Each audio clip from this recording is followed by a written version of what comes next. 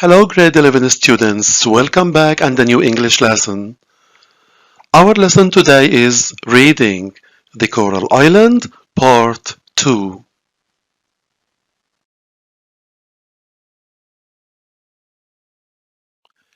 At the end of this lesson, students will be able to scan the text for specific information, elicit the different uses of the past simple tense through different situations, identify different adjectives that describe certain nouns and situations. Dear students, now it's time to remember the story of the previous lesson. Let's go.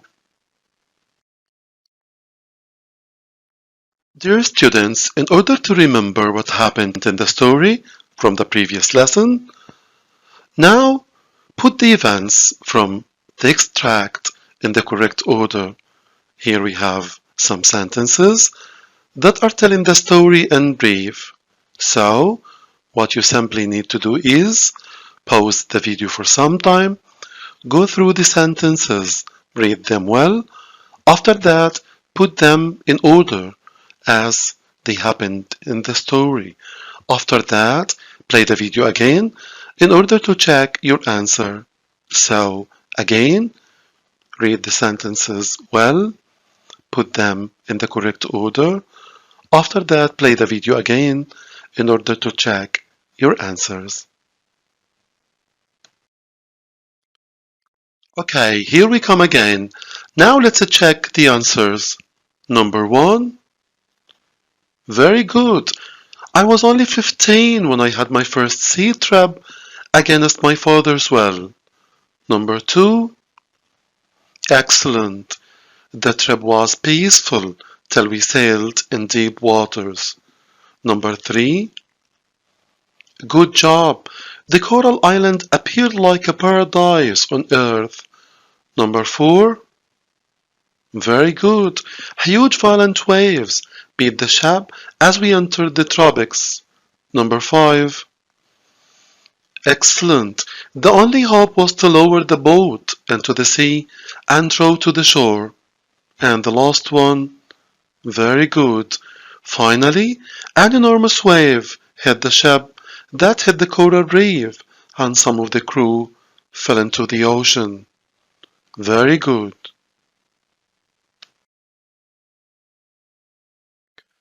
Now please open a student's book, page 45, exercise D. Read the extract again and do the activities that follow. Number 1. Choose the option that best indicates the purpose of the text.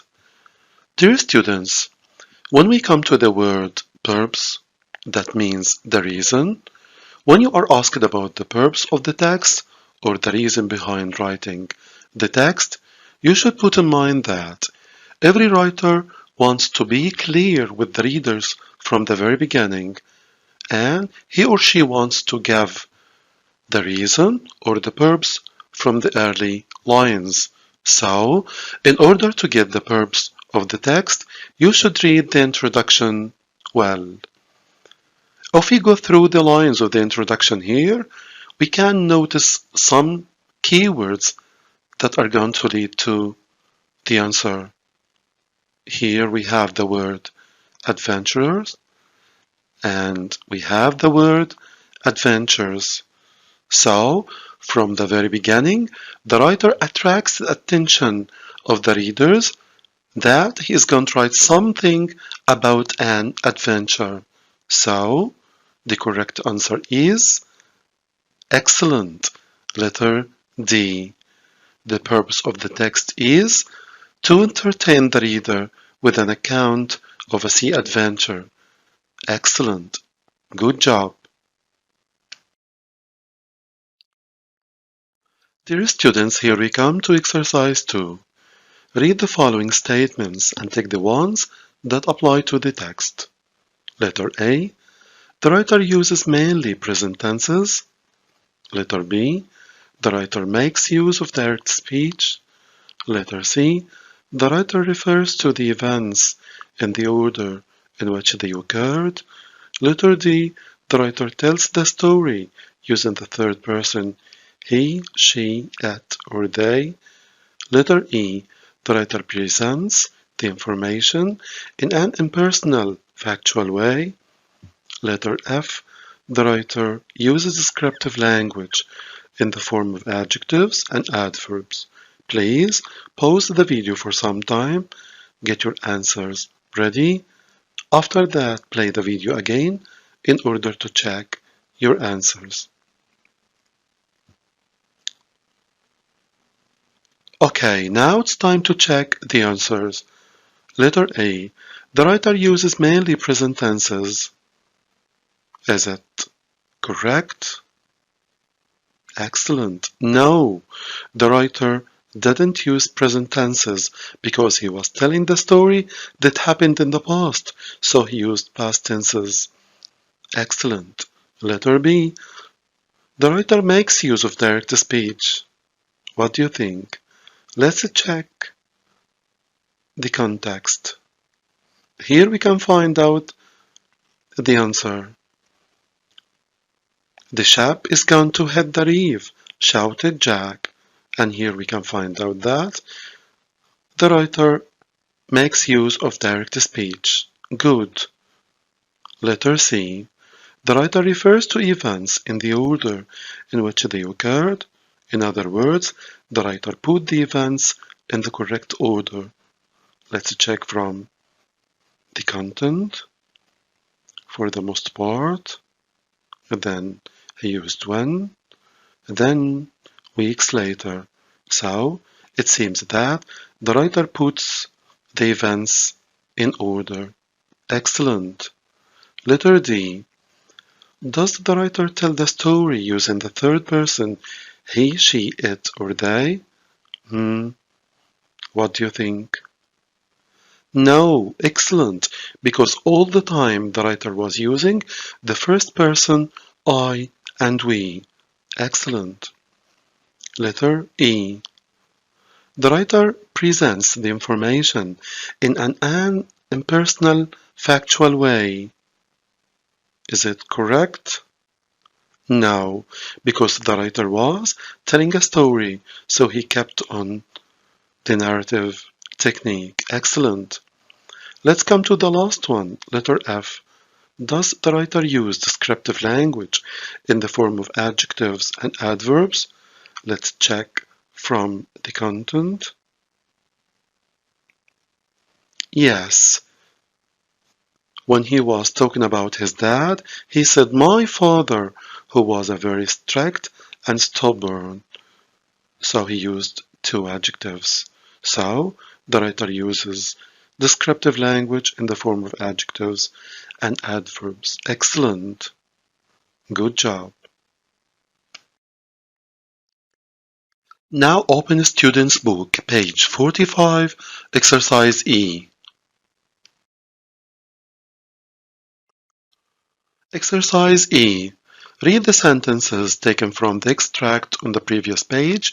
Choose the point A to D that best describes how the tense in each sentence is being used. In other words, you need to read the sentences 1 to 4. Read them well. After that, read the descriptions A to D. Then, write the correct letter in front of the suitable sentence from 1 to 4. Dear students, please pause the video for some time, get your answers ready. After that, play the video again in order to check your answers. Okay, now it's time to check the answers. Number 1. I was born into a family of adventurers. My father, grandfather, and great-grandfather were all sea captains who devoted their lives to exploring distant places. So, which description have you given to sentence number 1? Excellent, letter D, because it indicates completed actions in the past. Very good. Number 2. He always made jokes and had a story to tell. So, which description have you given to number 2? Very good. Past habits or repeated actions in the past. Excellent. Number 3. A few weeks later, we were sailing on the deep waters of the Pacific Ocean. Which description did you give to sentence number 3? Excellent. Letter A. Temporary past state or actions.